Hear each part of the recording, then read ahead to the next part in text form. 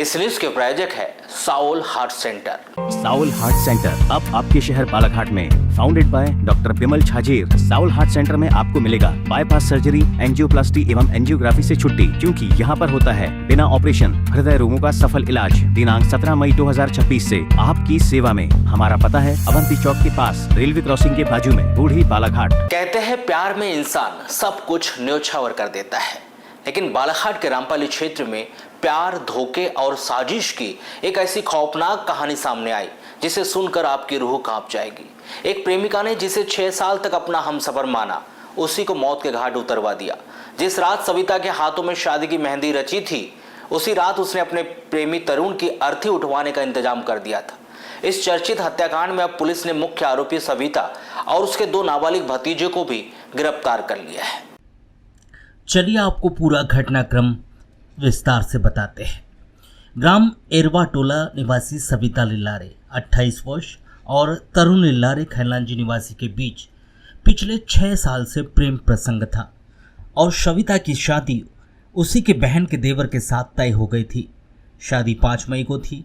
इसी के साथ ही दोनों के बीच ब्रेकअप हो गया था, क्योंकि परिवारजनों के बीच पहले भी सामाजिक रूप से बैठक कर मामले को सुलझाने का प्रयास किया गया।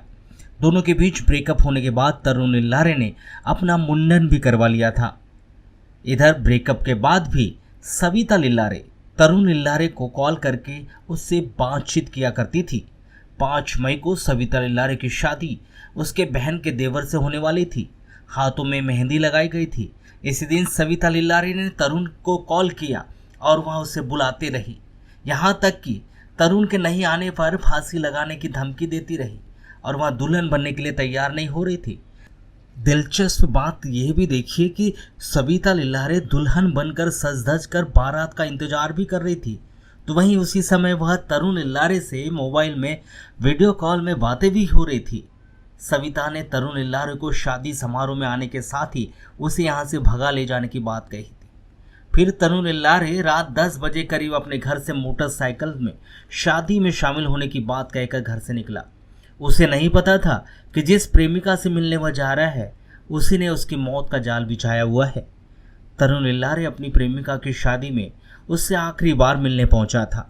शादी के मंडप में जैसा ही दुल्हन के भाइयों ने तरुण को देख लिया, इसके बाद विवाद और बढ़ गया।